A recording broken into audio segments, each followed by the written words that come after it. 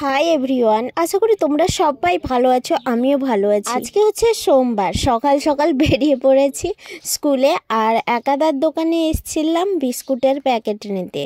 সাথে আমার মা ছিল। মা বললো তোকে আজকে একটা বিস্কুট বা কেক এনে দিব। আমার কাছে কিন্তু পয়সা 1 টাকাও ছিল না, সেই কারণে মায়ে এসেছিল, বললো চল আমি এনে দিচ্ছি আজকে। আর আজকে স্কুল টিউশন দুটো করে তারপর আবার ফিরে আসবো বাড়িতে এসে আজকে একটু আমি কলেজে যাব।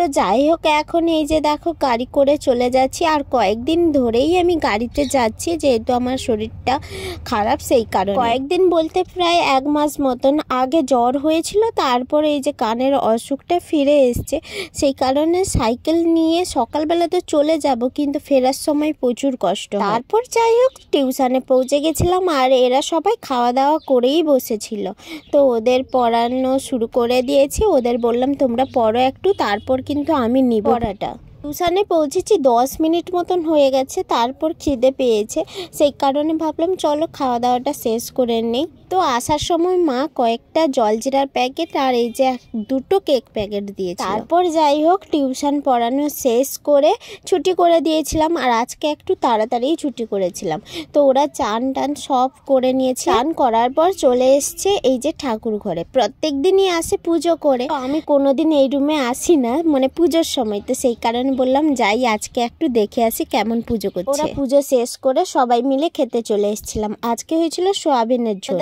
শেষ করে একটা ক্লাস করে বেরিয়ে এসেছি। এখন দেখছি রাস্তায় টোটো পাওয়া যাচ্ছে কিনা, যেহেতু তাড়াতাড়ি বাড়ি যেতে হবে, বাড়ি গিয়ে আবার বেরোতে হবে। ফাইনালি বাড়িতে পৌঁছে গেছি আর এসে রেডি হয়ে নিয়েছি।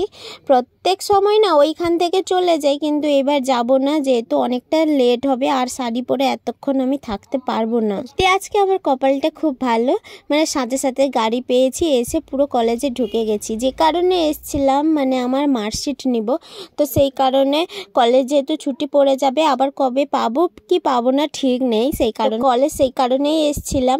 আর আমার অ্যাটেন্ডেন্স যখন খাতা খুলে ম্যাম দেখেন না, বলছে তুমি এই প্রথম এলে নাকি। দিয়ে আমি বললাম না ম্যাম, আমার একটু সমস্যা আছে, সেই কারণে আসতে পারিনি। আর আমাদের কলেজটা দেখে নাও, আমি একটুখানি দেখানোর চেষ্টা করছি। কিন্তু আমি যাই ভেবেছিলাম, ঠিকই ভেবেছিলাম, 2টা মতন বেজে গেছিলো। আর এই যে দেখো এখন ক্লাস শেষ করে মার্কশিট নিয়ে বাড়ি ফিরছি। সবাই আছে। আজকে ভাবছিলাম কেউ থাকবে না, ছুটি যেহেতু পড়বে, তো কেউ তেমন আসে না। তারপর দেখি সবাই এসছে আজকে। তো এই কলেজটা অবশ্যই অনেকেই চিনে গেছো, এটা হচ্ছে রামনগর কলেজ। তো আমি এখন রামনগর কলেজতে MA করছি। আর আজকে না ভীষণ গরম পড়েছে, আর মাঝে মধ্যে রোদটা উঠছে সেই রকম। তো এখন বাসের জন্য ওয়েট করছি। বেশিক্ষণ দাঁড়াতে হয়নি প্রত্যেক দিনের মতন, সেই জন্য মশলা মুড়িও কেনা হয়নি, বাসটা সঙ্গে সঙ্গে পৌঁছে গেছিল।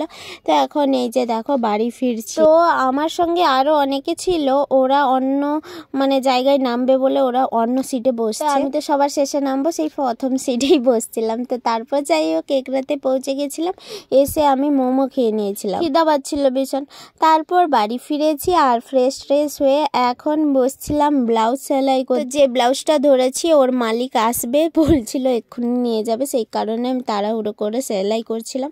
তো তারপর চলে এসেছিলাম এখানটায়, কুটু মা বসছে, তো ওদের সঙ্গে একটু ইয়ার্কি ঠাট্টা করতে।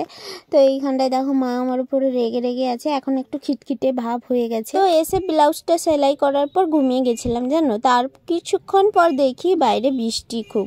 তো তারপরে এই যে বাইরে এসে আমি দেখছি ঠান্ডা ঠান্ডা হাওয়াটা খুব সুন্দর লাগছিল। তো ড্রেসও আবার চেঞ্জ করে নিয়েছি। সেই সময় দেখি বৃষ্টিটা থামতেই এই যে চটপটি কাকু এসছে, আর এনার চটপটি না খুব সুন্দর লাগে। চটপটি নিতে চলে এসেছিলাম, আর খেতে ভীষণ ভীষণ ভালো লাগে। কিছুক্ষণ মেশিনে বসছিলাম, আর এখন তো পুজোর সিজন, তো মেশিনে একটু বসতেই হয়। তো বসার পর পাশের বাড়ি কাকিমা এই মিষ্টি ঠোঙায় করে প্রসাদ দিয়ে গেছিলো, তো আমি কুটু সেগুলো খাচ্ছিলাম। আর রাতের বেলা বাবা মাংস এনেছিল, সেই কারণে বৌদি আলু পেঁয়াজ সমস্ত কিছু কেটে রেখেছে।